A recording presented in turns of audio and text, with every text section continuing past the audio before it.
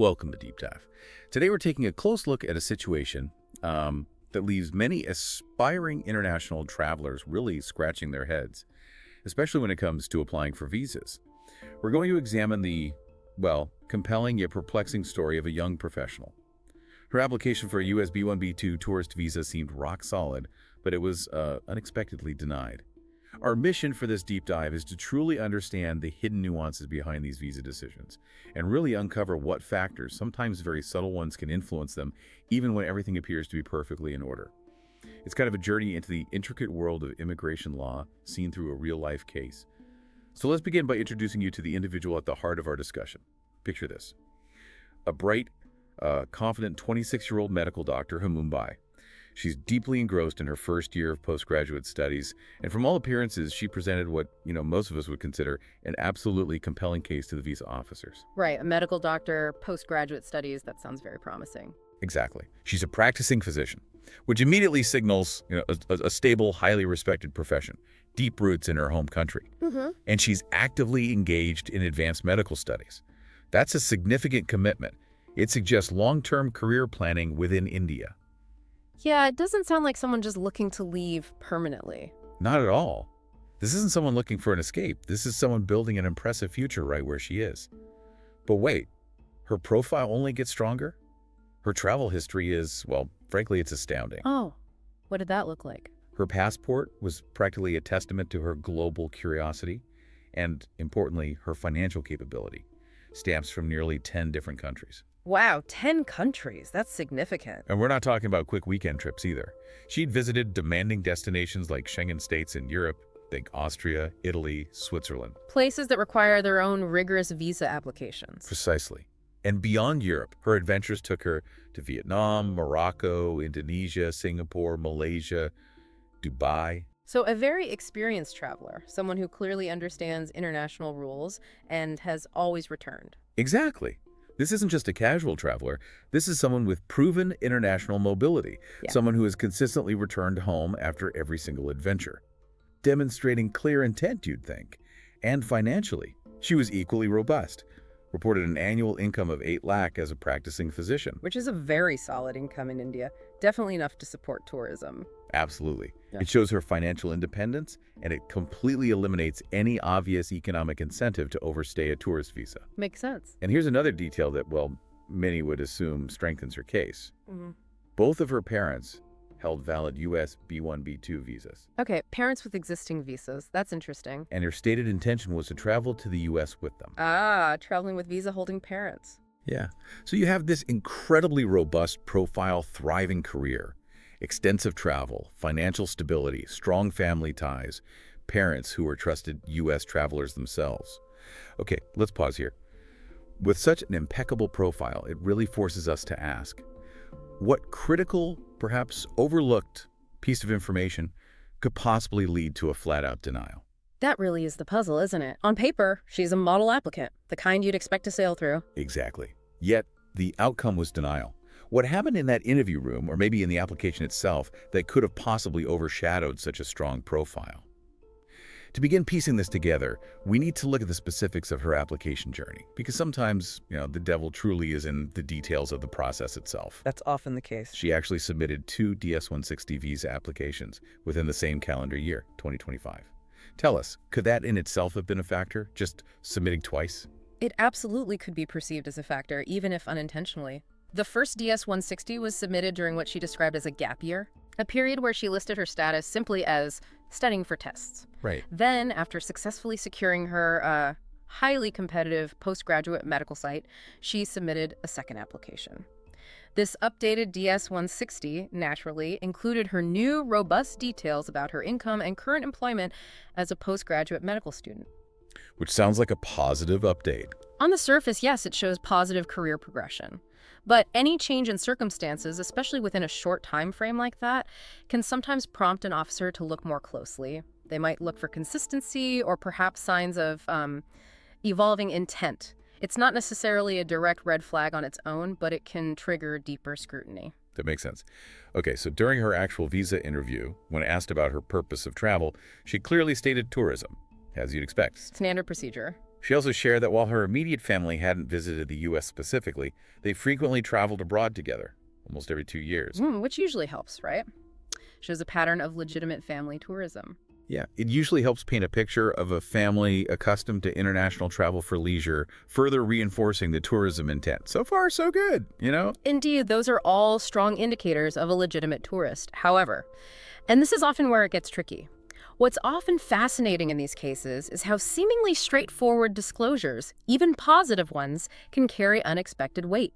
Sometimes they can create an unintended negative perception in the, well, unique context of a visa application. Okay. So, despite this robust presentation, a crucial detail she revealed to the visa officer was that her sister is currently studying at a U.S. university. The sister. Yes.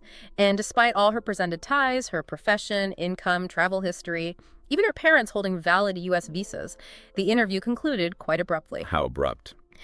The visa officer looked at her and stated directly, quite definitively, "Ma'am, you are ineligible for the visa currently." Wow, just like that. Just like that. No further explanation, no request for more documents, just a clear refusal. It really makes you pause and consider what might have been the pivotal factor. That's chillingly abrupt for someone who seems so perfectly qualified. Okay, here's where it gets really interesting for anyone trying to navigate this system. The specific section of U.S. immigration law that often explains these immediate, definitive denials, it's a key piece of information for anyone considering travel to the U.S. Absolutely. This particular refusal, the one our medical doctor experienced, almost certainly falls under U.S. Visa Section 214B. Section 214B. Okay. This is an incredibly common reason for denial, maybe the most common for tourist visas, and it's fundamentally about the applicant's intent. Intent to return, right? Exactly. It essentially states that every applicant for a non-immigrant visa, like a tourist visa, is presumed, legally presumed, to be an intending immigrant. Until they can convince the consular officer otherwise, the burden of proof is entirely on the applicant to overcome this presumption. So it's not just saying, I'm coming back. You have to prove it and the officer has to be convinced. Is that it? Precisely. Visa officers apply this section when they are not fully convinced that the applicant genuinely intends to return to their home country after their visit. This lack of conviction can stem from various concerns. Maybe the officer perceives insufficient ties to the home country. Ties like job, family, property. Exactly. Yeah. Economic ties, stable employment, property, investments, social ties, family responsibilities, community involvement, even cultural attachments. Or maybe they feel the travel purpose is unclear, or they simply perceive a risk of the applicant overstaying. Even though she had so many of those ties. Yes, our doctor had many strong ties. A highly specialized career, significant income, parents in India. Yet the officer must have perceived a greater pull from the U.S. or simply wasn't fully convinced of her ultimate intent to return. That's a powerful legal presumption to overcome. What are the practical implications, then, of a Section 214B refusal? Can you just fix it and reapply quickly? Well, the implication is quite significant. A Section 214B refusal is final for that specific application. Final, meaning no immediate appeal. Correct. You can't just provide more documents or clarify a point right then and there. The officer has made their decision based on that interview and the application as presented.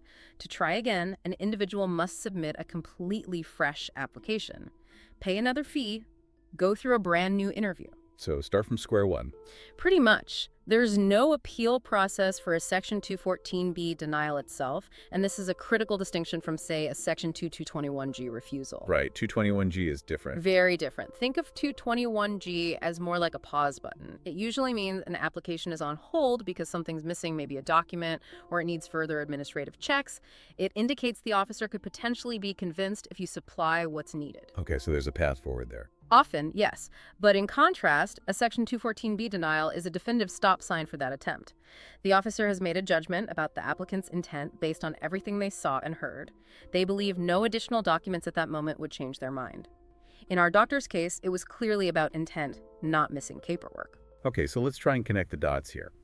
How does this seemingly invincible profile career, travel, money, parents with visas, lead to such a definitive refusal under Section 214B? It still feels profoundly counterintuitive given everything we know about her background. It does, on the surface. It makes you wonder if there was some unintended red flag that just outweighed all those positives. That's precisely the heart of the matter, and it's where the nuances of visa decisions become starkly clear. While our doctor had that extensive travel history across Europe and Asia, which normally looks great, shows she's a legitimate traveler who returns. Yeah. Her additional disclosures may have unintentionally raised red flags for the officer. The key factor here, and what is often a significant hurdle for many applicants, is probably the presence of her sister studying at a U.S. university. Ah, okay. But isn't having family in the U.S. a reason to visit? I mean, wouldn't many applicants think that strengthens their case, shows a clear purpose for the trip? That is indeed a very common and completely understandable misconception. Yeah. While visiting family is a legitimate purpose for a tourist visa, the presence of close family already living in the U.S., particularly if they're on long-term non-immigrant visas like student visas, like her sister, that can, without the applicant even realizing it, trigger suspicion about their ultimate intent to return home. Suspicion, why? It links back to that legal presumption we discussed. All B1, B2 applicants are presumed intending immigrants until proven otherwise. Officers might perceive the sister as a potential anchor, a reason someone might want to stay longer or even try to adjust status later. Even if there's no evidence of that? Even with no direct evidence. They might theorize that if one sibling is already established, even temporarily in the U.S., it suggests a potential long-term goal for the applicant to also stay. This perception, while not always accurate, is a significant part of the risk assessment they have to do. It just raises questions about the applicant's future plans beyond the stated tourist visit.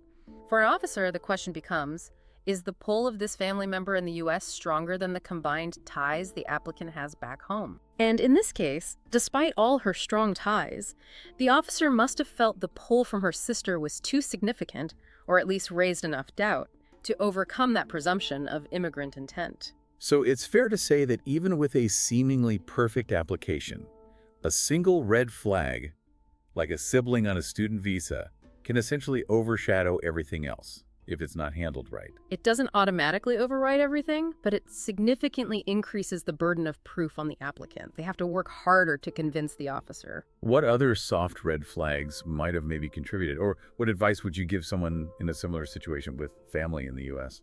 Well, other things could subtly add to doubts. Maybe a vague itinerary. If someone just says tourism but can't articulate specific plans, places they want to see, things they want to do. Right. The perceived inconsistency between the two DS-160s, even though it showed progress, might have played a tiny role in making the officer look closer.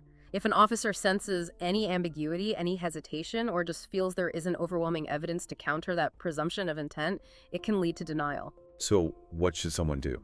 For someone in a similar situation with a sibling already in the U.S., the strategy really has to be proactive and overwhelming.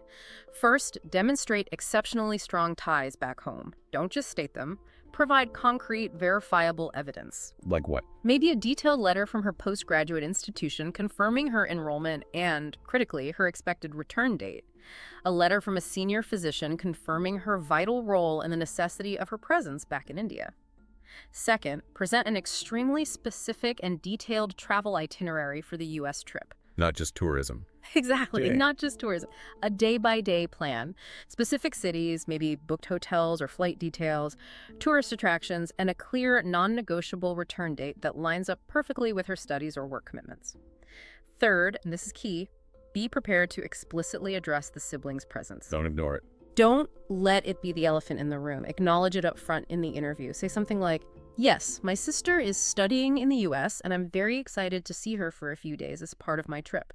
However, my primary purpose is tourism, and I have a clear commitment to my postgraduate medical studies and my career in India, which requires my return by specific date. Take control of the narrative. Exactly. Proactively neutralize potential concerns rather than letting the officer infer negative intent based on just one piece of information. If we connect this to the bigger picture, it really highlights that a visa officer's decision isn't just about ticking boxes on a checklist. It's about the overall impression of intent they form. It's based on every single interaction, every piece of information. It's almost a psychological assessment, not just a factual one. This deep dive into the doctor's experience, wow. It truly illustrates the immense complexities of international travel visas. We've seen how even an applicant with an impressive background, strong personal ties, can face an unexpected denial, often due to how various pieces of information are perceived through the very specific lens of immigration law, especially that core presumption about intent. It's a powerful reminder that every piece of information, no matter how innocent it seems, contributes to the overall picture an officer forms. Indeed. And this raises an important question for you, our listener, to maybe consider. How might understanding that legal presumption, the idea that all non-immigrant visa applicants are initially considered intending immigrants, and understanding the particular scrutiny applied to family ties abroad, how might that empower future applicants to better articulate their own intent and proactively address potential concerns in their visa applications? Thinking about this presumption can really change how one prepares for such an important interview. So just to sum up today's discussion, we explored the surprising denial of a U.S. B-1, B-2 tourist visa for a highly qualified medical doctor from Mumbai.